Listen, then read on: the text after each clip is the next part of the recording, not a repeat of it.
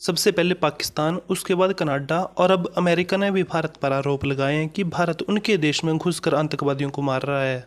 इस सब में सबसे ज़्यादा खुश जो बंदा है वो है कनाडा के पीएम जस्टिन ट्रूडो। उसका कहना है कि मैं तो पहले से बोल रहा था कि भारत ऐसा करता है, लेकिन कोई बंदा यकीन ही नहीं कर रहा था अपना। देखो अब तो अमेरिका ने भी बोल दिया। अगर हम बात करें अमेरिका की, तो अमेरिका ने अपने कोर्ट में एक रिपोर्ट पेश की है जिसमें बताया गया है भारत ने किस तरह अमेरिका के एक राजनीतिक कार्यकर्ता को मारने की कोशिश की। इसमें एक बात क्लियर कर दूं कि यहाँ कहीं भी पन्नू का नाम नहीं लिया गया है, लेकिन जब हम सारी रिपोर्ट को पढ़ते हैं तो उसमें यकीन हो जाता है कि 99.9% चांस है कि वो शख्स खालिस्तानी आतंकी पन्नू ही है। ये बात इसी साल जून महीने की है। यूएस की रिपोर्ट के मुताबिक भारत की सीआरपीएफ के एक बड़े ऑफिसर जिसका कोड नेम है CC1, अब यहाँ पे CC1 का असली नाम सामने नहीं आया है। अमेरिका भी उस बंदे का रियल नाम जानना चाहता है। CC1 ने एक बंदा हायर किया जिसका नाम है निखिल गुप्ता। निखिल को कॉन्ट्रैक्ट दिया गया कि उसे पन्नू को मारना है, और उस टाइम पे मारना है जब ना तो भारत का प्रधानमंत्री अमेरिका में होना चाहिए और ना ही अमेरिका के राष्ट्रपति भारत में होना चाहिए। ऐसे टाइम में पन्नू को मारना है। सीआरपीएफ ऑफिसर की बात सुनने के बाद निखिल ने अमेरिका में एक ऐसे बंदे की तलाश करना शुरू कर दिया जो पैसे लेकर लोगों को मारता हो। इसके बाद निखिल को एक कॉन्ट्रैक्ट किलर मिल भी गया, लेकिन ये जो कॉन्ट्रैक्ट किलर था वो CIA का ही बंदा था।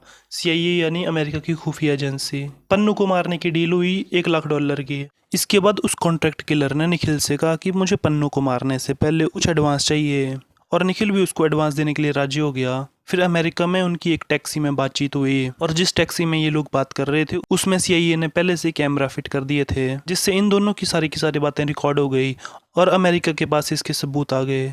अमेरिका ने एक फ़ोटो भी रिलीज़ किया है इसके बाद। इसमें किसी की भी तस्वीर नहीं है, लेकिन दो हाथ दिख रहे हैं जो कि एक दूसरे को पैसे दे रहे हैं। लेकिन जल्दी निखिल को समझ आ गया कि ये जो कॉन्ट्रैक्ट किलर है ये निखिल को डबल क्रॉस कर रहा है। तो निखिल अमेरिका से निकलकर एक छोटे से देश चेक गणराज्य में आ गया। लेकिन इस बात का पता जैसे अमेरिका की खुफिया एजेंसी को लगा तो उन्होंने चेक गणराज्य की पुलिस को कहा कि ये हमारे यहाँ से भागा हुआ बंदा है, आप इसको पकड़ो।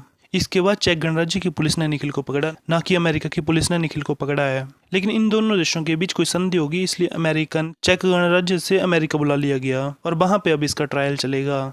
यहाँ सवाल उठता है कि भारत के कितने % चांस है नाम आने के इस केस में। तो मुझे नहीं लगता कि यहाँ पे नाम आ सकता है भारत का, क्योंकि जो निखिल नाम का बंदा है उसको भी CRPF के ऑफिसर का नाम पता नहीं होगा, और अगर पता भी होगा तो भारत इस बात को लेकर कभी थोड़ी मानेगा कि CRPF के उस ऑफिसर ने ऐसा किया है, और भारत तो CRPF के उस ऑफिसर को अमेरिका को सौंपने को रहा।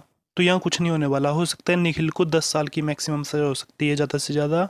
इससे ज़्यादा कुछ नहीं होने वाला, और ना ही भारत और अमेरिका के बीच रिश्तों को लेकर कोई दरार आएगी। आज के टाइम में अमेरिका को किसी देश की सबसे ज़्यादा ज़रूरत है तो उसमें भारत नंबर 1 आता है। अमेरिका तो पन्नू को इसलिए बचाना चाहता है क्योंकि वो खालिस्तान का मुद्दा जिंदा रखना चाहता है। ऐसा भी तो होगा कि जैसे चीन खत्म हो जाएगा तो भारत उसके सामने सबसे बड़ी दिक्कत होगी। तो अमेरिका पन्नू जैसे खालिस्तानियों को बचाकर अपनी मुट्ठी में रखना चाहता है, ताकि वो जब चाहे भारत पर दबाव बना सके कि भारत उसकी हर बात मानने।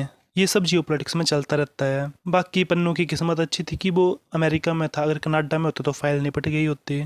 बाकी तो आई होप आपको वीडियो अच्छा लगा होगा। वीडियो देखने के लिए धन्यवाद।